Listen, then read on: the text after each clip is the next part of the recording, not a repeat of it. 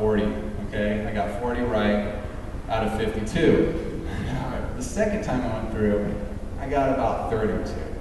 And after the second time, I didn't really climb. You know, I thought if I did it every day for a few times a day, after a month or so, I would actually see an increase in how many cards I would get right, and that didn't happen. And so I started to get a little frustrated. I'm like, okay, this whole side thing is like bull crap, it doesn't really work.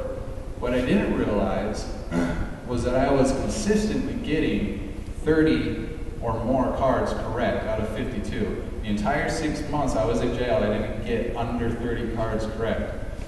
So I was looking in the wrong place, but that's a personal experience, and that's a pretty hard statistic to pull out of nowhere, right? So that's a personal experience with that. And the reason I did this talk today, because the whole series is on addiction recovery, is because I want people to really understand like the real power of the mind. Like it's not just, the state of consciousness is so bizarre that we take it totally for granted. I mean, it is so strange that we exist and that we can think and see and smell, and you know, a color is red instead of just a stream of data coming into the head to see red. So we really take the concept of consciousness for granted, when in reality it's so ingrained in like our entire universe that, you know, like how can we allow ourselves to be subject to something like addiction? So before I do the next two talks, which are, you know, on meditation itself and how to properly do meditation for addiction recovery, is focused on meditation and addiction recovery. I just wanted to give this short talk today to kind of, I don't know, like promote a little bit of faith, like help people see like really where the mind is at and really what it is capable of. So, any questions? I have a quick question. Yeah. What would you recommend someone that is easily distracted, hard time concentrating, like the very first step to work towards meditation? Like I tried visualizing my first letter of my name. That was tough. I don't know, it just didn't work that well. Like, would it be easier to, you said something about drawing a dot on a piece of paper. Yeah. And then, so there's actually something there, and then maybe I would be able to work my way towards visualizing it in my mind. Yeah, Like, is there totally. even a step before that that's even easier? The first thing when you meditate is make sure everything's quiet. If you have to go outside at night or whatever when nobody's around, do that. But the biggest thing with meditation is making sure like you can bring the chaos that is your mind down to like a low roar. So that's the first part of towards having a productive meditation. The second part, yeah, definitely the focus thing. Everybody's different, and so every meditation kind of works differently for everybody.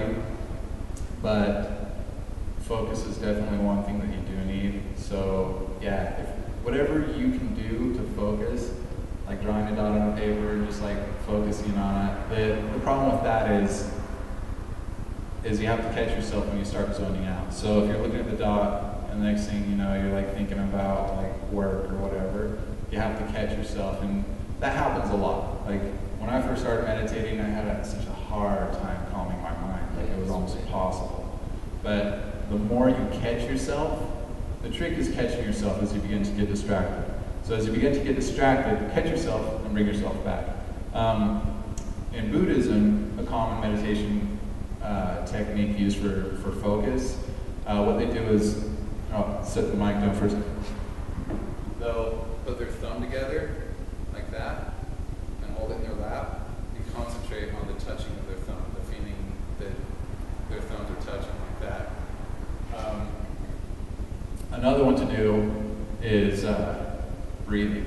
So as you breathe, count your breaths to like 10 or 5 or whatever's easiest for you consistently. So 1, 2, and count up to 10, and when you hit 10, start back over at 1, and that tends to be pretty powerful as far as bringing you back to concentration instead of, zoning out. Yeah, because I was going to say, would it be bad to kind of chant something or keep saying your name or something to stop other thoughts from coming, or would that be counterproductive to... No, Yeah, that's a mantra or sutra. Mantra. I'm confused. Mantra. Yeah, like the Om kind of thing. So yeah, any kind of chant. Yeah, that's also good for focus. Yeah. Anything else? I was just going to make a suggestion. Use a magic eye, because as soon as you lose your concentration, you lose the image. Yeah. Sorry, say that again. Use a magic eye. What is that? Oh, yeah. That's a bad idea. Yeah, because that way if you're, I don't know, like, depending on, different visual literacy or auditory needs, whatever, if you're a visual person, like if you have something that requires concentration in order to see, Yeah. then magic eye is probably the thing, so you know right away that you lose your concentration. Yeah. Well, assuming you can Still see dots, it. damn it. But that'll give you a good gauge.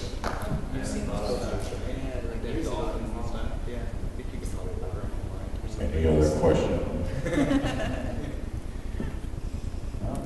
All right, well, thank you everyone for coming out.